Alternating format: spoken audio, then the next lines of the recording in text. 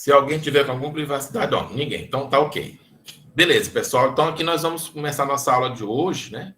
Aí eu vou passar 2 informes rápidos. O primeiro é com relação à nossa feira, do dia 17, sexta-feira, né? Eu conto com a participação de todos, tanto aqueles que entregaram seus vídeos, que estão excelentes, né? Vídeos de ótimas qualidade, né? As pessoas que se prepararam, se organizaram para fazer os seus vídeos, e aqueles que não entregaram os vídeos por algum motivo, vão precisar já estar organizando seu material, porque a gente vai fazer um relatório na próxima semana. Eu não vou dar aula na terça-feira para vocês, então eu vou somente cobrar o relatório, né, do vídeo, né, para vocês.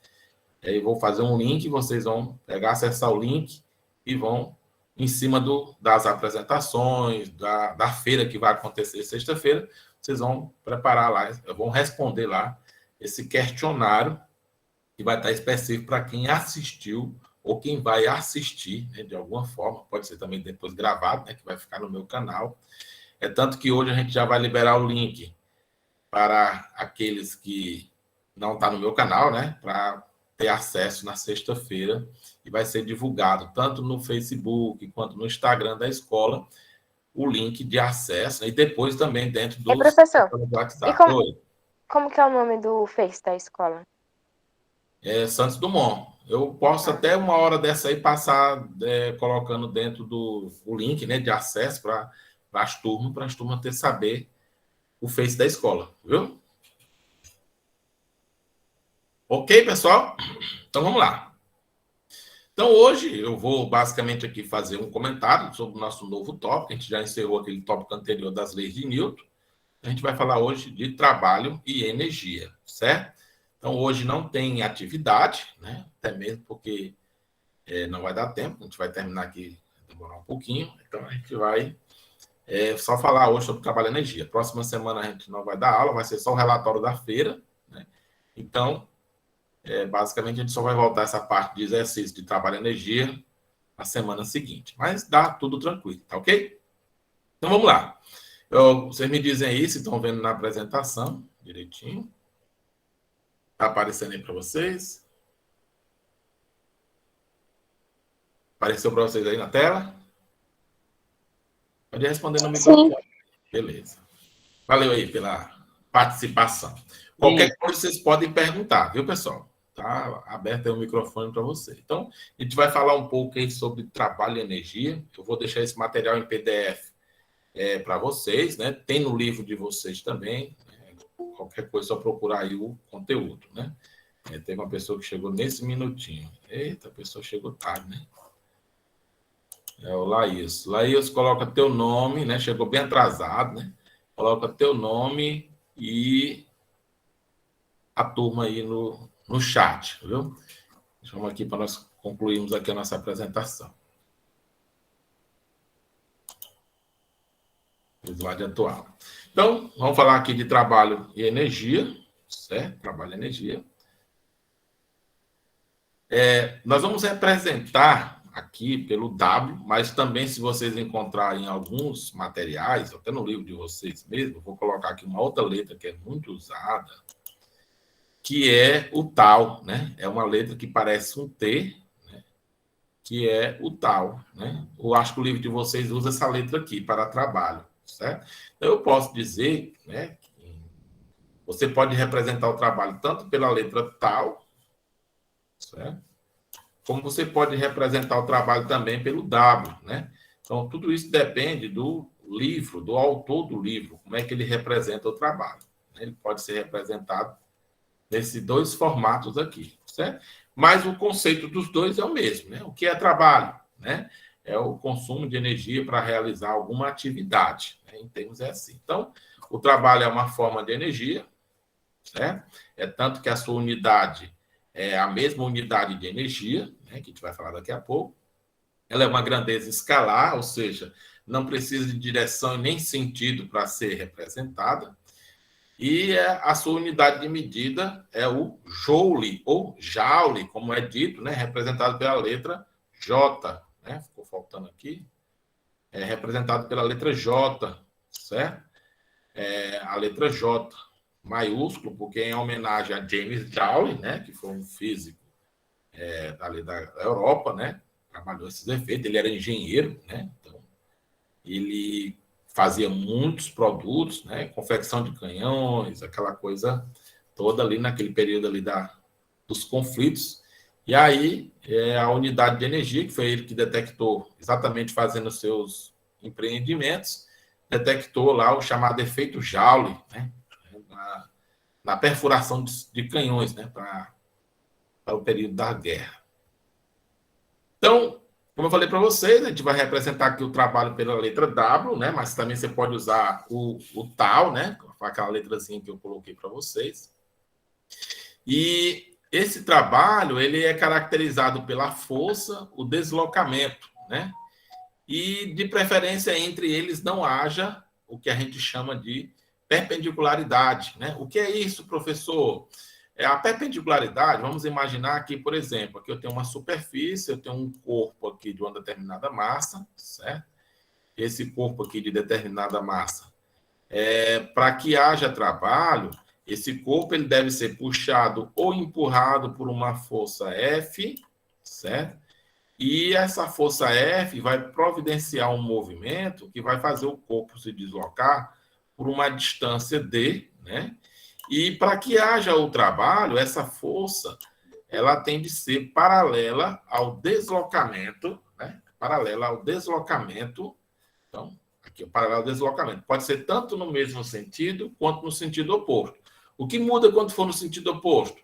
O tipo de trabalho que vai acontecer, que a gente vai falar daqui a pouco. Então, nesse percurso aqui, se a força variar, então você vai ter aqui uma representação da força sobre o deslocamento, certo? Chama aqui de X, aqui também o deslocamento. Pode ser o chamado de D, certo? Então, a gente pode chamar o deslocamento também de D, certo? Então, o que eu quero dizer com isso? Eu posso chamar o deslocamento tanto de X quanto de D, certo? Não tem problema nenhum.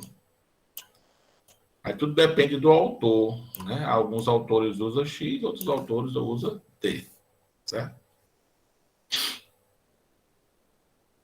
Então, o trabalho vai ser o produto entre a força, o deslocamento e o cosseno do ângulo entre a força e o deslocamento, certo? Porque, às vezes, essa força ela pode ter uma pequena inclinação, né? Aqui, ela pode ter uma pequena inclinação, né? Quando ela tem uma pequena inclinação, em relação ao deslocamento, a força F, vou chamar aqui de F', ela tem essa inclinação aqui. Chegou mais alguém aqui. Vamos ver quem é.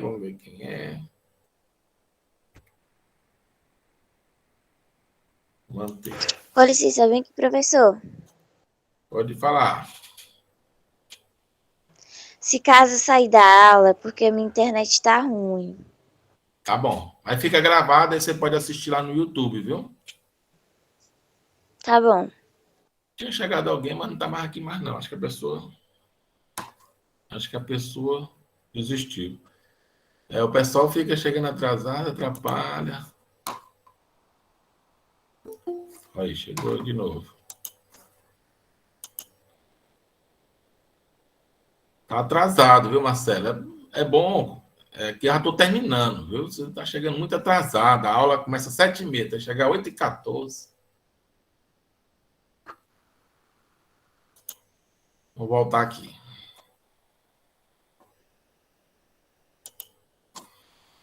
Então, a gente já tem essas informações, né, que a gente falou. E aí a gente vai para o efeito motor, né, que é o efeito de deslocamento, a força aplicada e faz com que eu tenha um trabalho motor. O que é um trabalho motor? O trabalho motor é nada mais, nada menos. Vou botar aqui. O trabalho motor é quando o trabalho, ou o W, né? Ou usa o W ou usa o tal, certo, pessoal? Como eu falei para vocês. Isso implica dizer que o trabalho, que pode ser representado tanto pelo W quanto pelo tal, ele é positivo, ou seja, é um valor diferente de zero e positivo, certo? Isso acontece quando a força tem a mesma orientação, né? A mesma orientação do deslocamento. Além dela ser paralela, né? Ela tem o mesmo sentido. Né? É quando a força e o deslocamento, que pode ser representado pelo X ou pelo D. Então, tá aí, ó. Aí você tem uma força que atua no sentido do deslocamento. Já se a força atuar no sentido oposto, ou seja, mesmo o corpo se deslocando num sentido, a força atuando no outro, você vai ter aqui um trabalho, né, que eu vou representar também pela letra tal, certo? Tal. Ele vai ser negativo, né? Pode ser tanto a letra tal quanto a letra W, certo? Qual é importante? A força está atuando no sentido contrário ao deslocamento, né? Ou seja, o meu deslocamento aqui é nesse sentido, certo? Deslocamento D ou X, né? E aí você vai ter o quê? Um trabalho resistente, que atua de forma negativa em relação ao deslocamento. Aí você tem aqui exatamente o caso que eu falei para vocês, né? Trabalho é igual à variação da energia, que a gente vai falar mais na frente, né? A energia de movimento, a variação da energia cinética, né? Então, eu posso dizer aqui que o trabalho é igual à variação da energia, então, que é a área desse gráfico aqui, né? Se a força for variável, que ela pode ser uma força constante ou pode ser uma força que varia. O importante é que essa área aqui corresponde ao trabalho ou à variação da energia cinética, que a gente vai falar de energia de movimento mais na frente. Então, as leis de Newton, né, os permite analisar muitos tipos de movimento, mas a sua análise muitas vezes é complicada, exigindo detalhes que simplesmente nós desconhecemos, né? Então, vai ir um pouco da mecânica clássica, mas aí a gente dá para tentar fazer aí uma simplificação para tentar justificar da melhor maneira possível. Então, aqui um fenômeno bem interessante é o da montanha-russa, né, que é aquele que dá aqueles efeitos, né, da gravidade nos nossos corpos. Quem aqui não gosta de andar de montanha-russa? Né? Para vocês terem ideia, quando você está no ponto mais alto, né, você está bem lento, né, ele vai subir aqui lentamente, aí ele é solto, aí você cai numa queda livre, né, ou seja, você vai trocar um tipo de energia que tem aqui, que é a energia potencial gravitacional, por uma outra forma de energia. Os efeitos, quando dá as curvas aqui, aparecem forças externas, né, que vão atuar nos corpos, né, uma força centrípeta em relação aos corpos, que vai dar um efeito, você vai ter uma sensação, né, de 2G, às vezes até 2,5 ou 3G, desses efeitos, né, tem um loop. Né? Então, tudo isso aqui provoca efeitos bem desagradáveis que, às vezes, as pessoas gostam, né? Que tem gente que gosta de ser maltratado, né? Então, mas é exatamente por causa da consequência dessa ação dessas forças no movimento. Né? Então, há muito tempo percebeu que existe uma outra técnica mais poderosa para analisar os movimentos, né? Que é o que a gente vai falar, que é a técnica que envolve energia. Você vai trocar uma energia, uma outra forma de energia, um tipo de energia, e essas relações, elas conseguem se relacionar e você consegue fazer as deduções e os cálculos dos efeitos, né, de força, velocidade, com mais facilidade. Então, um exemplo, um mar turbulento, né, é uma das maiores fontes de energia que pode existir no nosso planeta, né, que é o movimento das marés. É tanto que você pode produzir energia elétrica com esse movimento. Então, definição: trabalho é energia que transferida para um corpo de um objeto por meio de uma força atuando no objeto. A energia transferida para o objeto é um trabalho positivo e a energia retirada do objeto é um trabalho negativo. Quando não há nenhuma retirada, nenhum ganho de energia, então o trabalho é nulo, né? É o caso, por exemplo, da força perpendicular. Então, o trabalho, se você acelera um objeto aplicando ao objeto uma força, você aumenta a sua velocidade, portanto, a sua energia cinética. Né? Você tem um ganho de energia cinética. Esta variação de energia cinética diz que a força transferiu energia de você para o objeto, ou de qualquer outra coisa para o objeto. Em tal transferência de energia, por meio de uma força, diz-se que a força realiza trabalho. Né? O corpo andou, né, no sentido da força, né, e o né? Então, você tem aí um ganho na energia, consequentemente, você realizou um trabalho. Ou quem fez a força realiza o trabalho. Então, formas fundamentais de energia. Então, as diferentes designações, né, atribuídas à energia correspondem apenas a duas formas fundamentais de energia. A gente vai trabalhar aqui. a cinética, que está associada ao movimento, ou seja, está associada à velocidade, e a energia que associamos ao vento, à água em movimento, à a corrente elétrica, ao som e a agitação das partículas no ar, junto de um aquecedor. Todas essas energias são chamadas de energia potencial, que corresponde à energia de armazenamento em condições que pode ser utilizada ou reutilizada, certo? Então, esta é a energia, né? É acumulada, por exemplo, numa bateria de um carro, nos alimentos, né, que a gente consome e nos combustíveis, né? São energias que ficam guardadas lá para a gente utilizar de alguma outra forma. Então, as unidades de energia, né, que a gente trabalha, né, é a caloria, né, que equivale, vocês vão trabalhar isso aqui muito no segundo ano, parte de caloria, de calor, né, que também é uma forma de energia, que é aproximadamente 4,19 joule. O quilowatt-hora, né, que é aproximadamente 3,10 a 6 joule. O eletrovolt, né, essas duas aqui vocês vão usar bastante no terceiro ano, aqui no segundo. Então, a que a gente usa no sistema internacional é essa daqui, ó, que é o joule, certo? Então, todas elas estão relacionadas ao joule, que pertence ao sistema internacional. Então, essa daqui pertence ao sistema internacional, todas as outras estão relacionadas com ela de alguma outra forma, que é o esse aqui pertence ao SI, Sistema Internacional de Medida. A gente, claro, que não vai trabalhar aqui nesse momento essas conversões de unidade, mas você precisa saber que existem outras, né? E aí você pode relacionar com a do Sistema Internacional, que é a que nós vamos usar aqui no primeiro ano. A energia cinética é uma relação matemática, né, que a gente fala chamada relação mediana matemática, entre a massa e o quadrado da velocidade, certo? Então, vocês vão usar essa relação aqui para calcular a energia cinética. Ele é definido como uma energia associada ao estado de movimento de um objeto. Quanto mais rapidamente o objeto estiver se movendo, maior será a sua energia cinética. Então, a gente vai calcular com essa média aqui, tá, do produto mv ao quadrado. Então, está aqui um carro, né? Então, você tem aqui um carro e um corredor. Se os dois estiverem correndo à mesma velocidade, o carro, mesmo assim, ainda vai ter mais energia cinética, porque ele tem uma massa maior do que o do corredor. Então, vocês têm uma diferença aqui. Ainda tem um objeto aqui também se movendo aqui à mesma velocidade. Então, é só você fazer a relação, mesmo que eles estejam com a mesma velocidade, você tem ainda o fator do produto mv ao quadrado, que são diferentes as massas, são, consequentemente, energias diferentes. Então, o automóvel em movimento, a criança que corre, a pedra que rola, tem energia cinética, porque eu tenho massa e tem movimento. Qualquer corpo em movimento possui energia cinética. Então, vamos falar aqui das chamadas potenciais. Então, no primeiro ano, a gente trabalha com dois tipos de potenciais. A gente não vai trabalhar com aquelas outras que foram citadas lá anteriormente.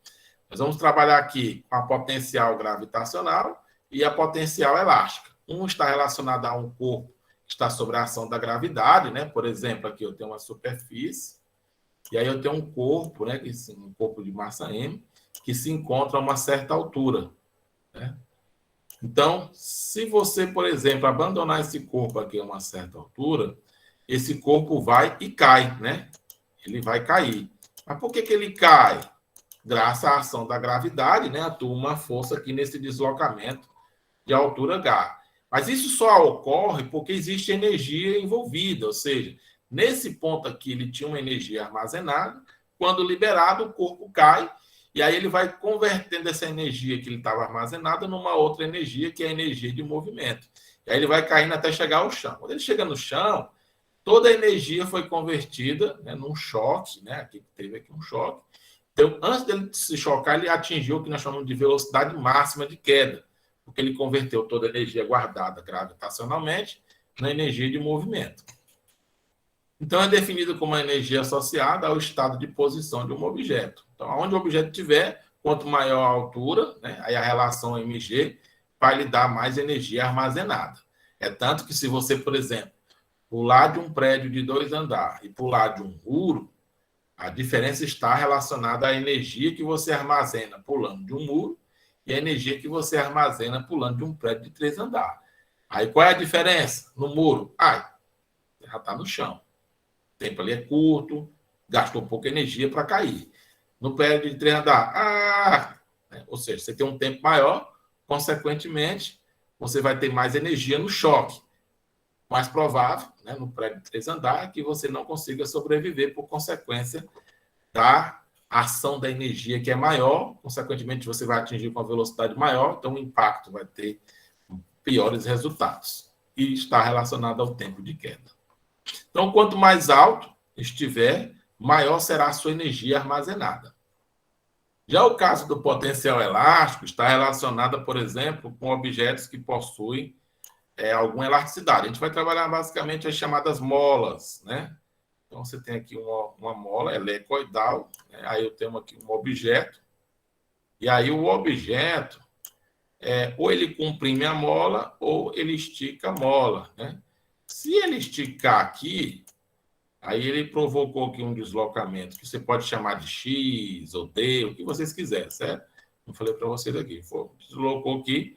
Quando ele faz esse deslocamento, ou X ou D, esse deslocamento aqui faz com que a mola ou guarde energia, né, de uma forma para compressão ou uma forma de esticamento. Tanto faz, sempre ele vai guardar energia.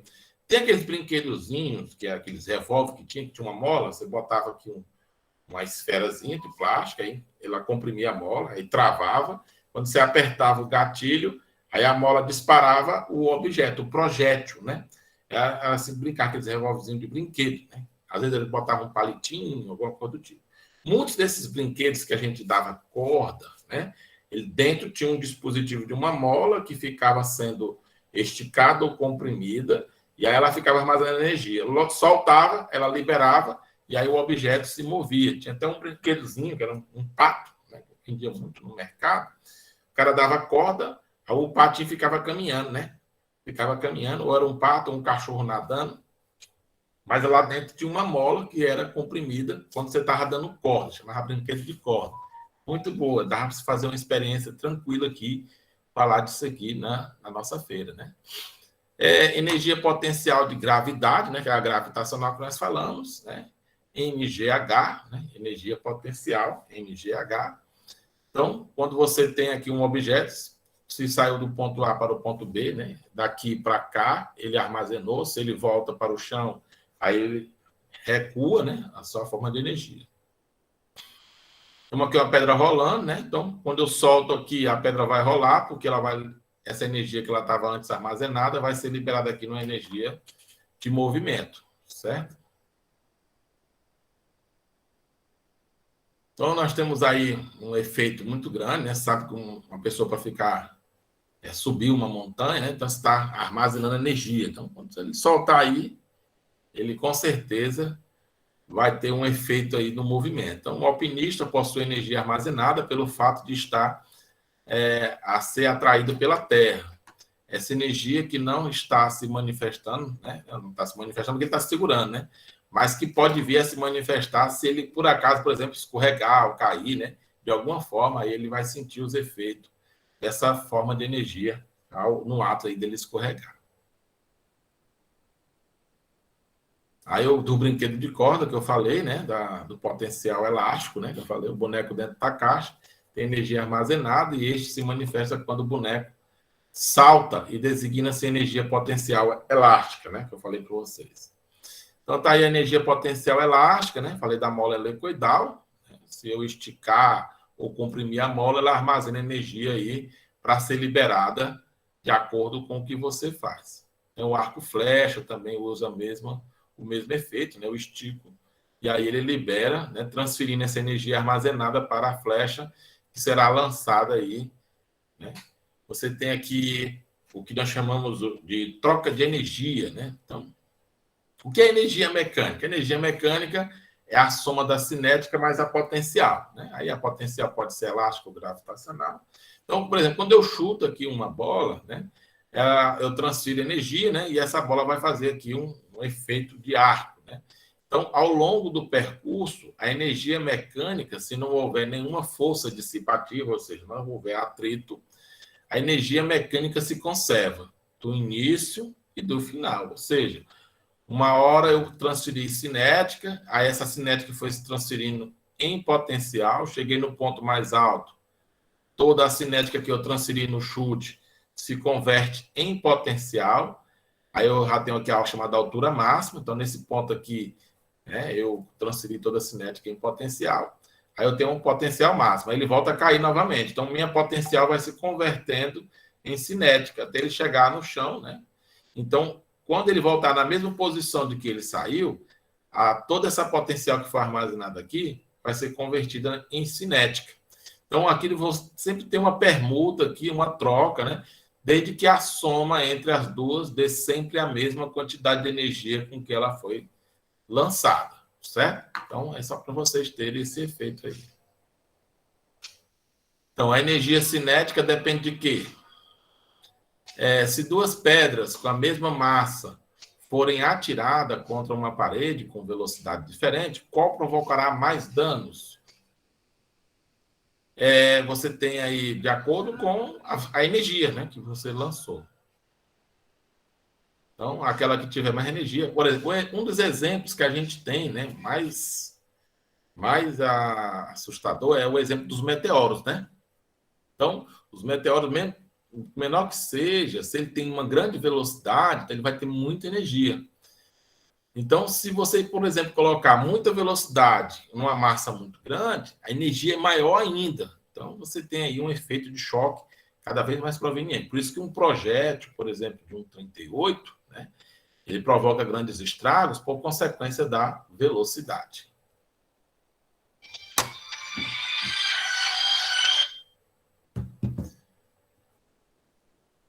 Só um minutinho aí, viu, pessoal? Vou desligar bem aqui o microfone.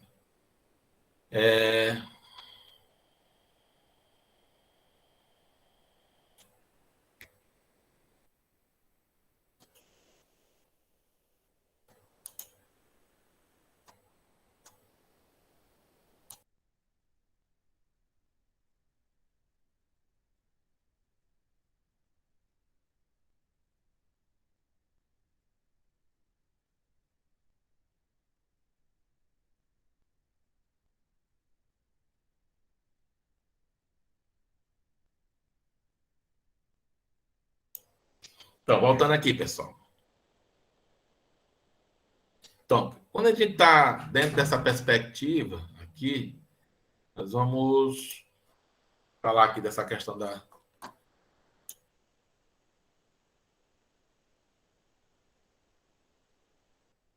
choque, né? Então, quanto maior for a relação de velocidade e massa, maior vai ser a quantidade de energia desprovida aí no choque. Então, a energia potencial gravitacional depende de quê? Ela depende da massa, né? Se deixarmos cair uma pedra, qual os 3 níveis, né? Causa mais estragos. Então, ela depende da massa e da altura. Então, a gente pode dizer que o principal fator aí, se for o mesmo corpo, é a altura, né? Então, se for o mesmo corpo, altura. Se for corpos diferentes, depende da relação massa e altura.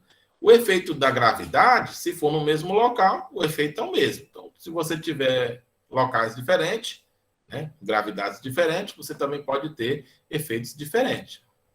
Se você for levar, por exemplo, para a Lua. Então, a energia potencial gravitacional, né, depende aí da massa, como eu falei para vocês, da altura, né? Então, você tem aí os efeitos dela.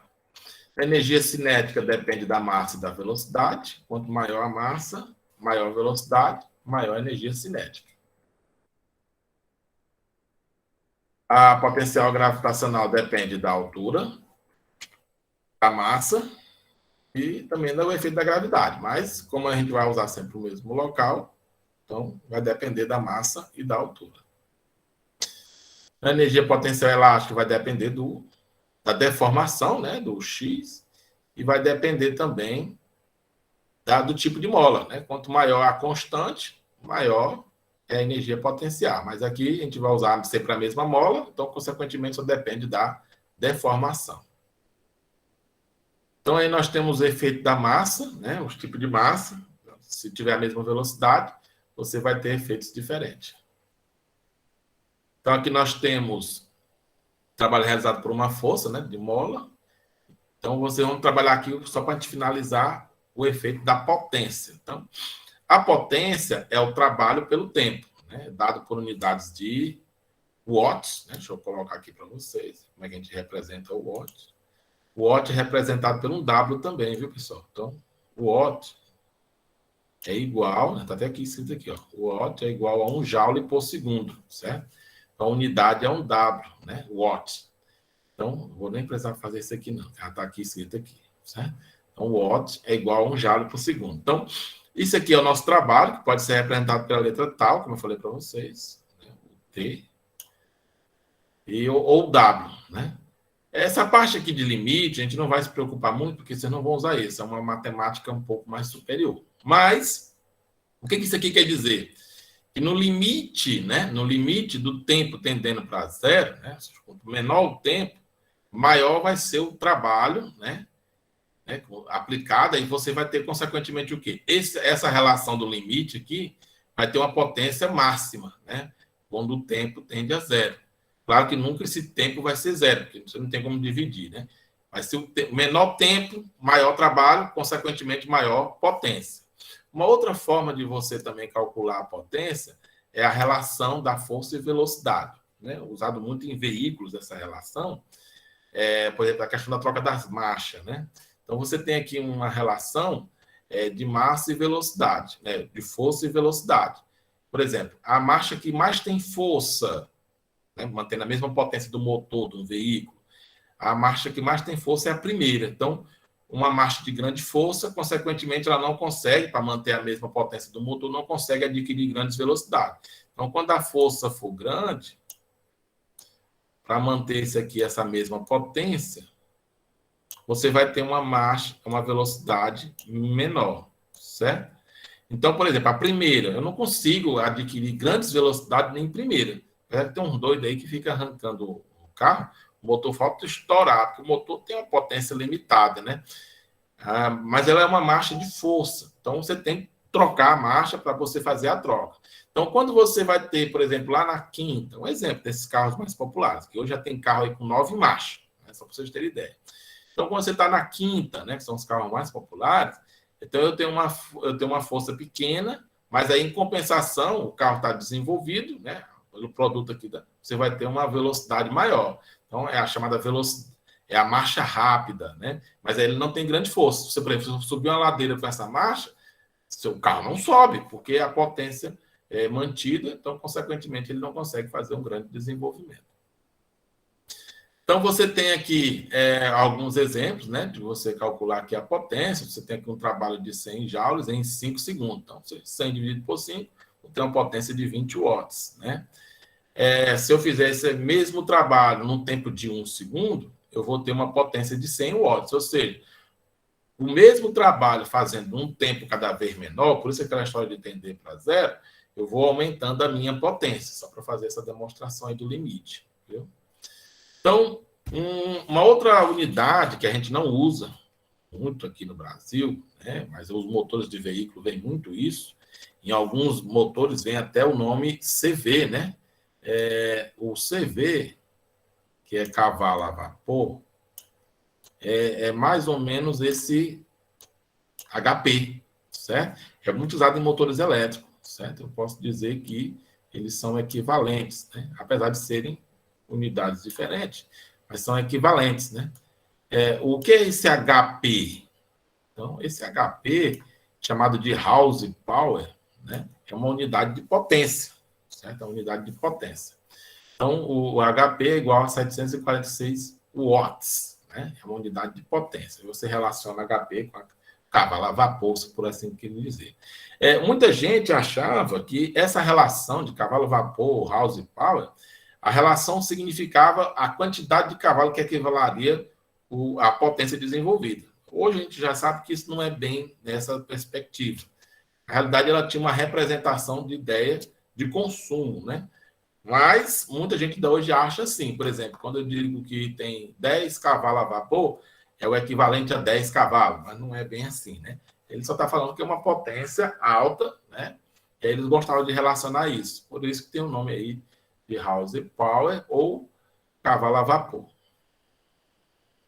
Então, em mecânica, podemos escrever potência em função da velocidade, né? FV, como eu falei para vocês. Vou fazer aqui um exemplozinho aqui bacana. Cada um dos dois motores a jato de um avião Boeing 767, nem existe mais, né? Desenvolve uma propulsão, né? Cada um desses motores, que acelera o avião igual a 197 mil newton. Né? Cada motor faz essa força aí. Quando o avião está voando, ele desenvolve 250 metros por segundo, que é equivalente a 900 km por hora. Qual a potência instantânea que cada motor desenvolve em watt e HP? HP é o horsepower, né? Então, vamos calcular a primeira potência. FV, você vai fazer o produto de 197 vezes 250, dá 49.250.000 watts. Aí você vai converter HP em watts. Então, um HP equivale a 746, então quanto equivale X HP?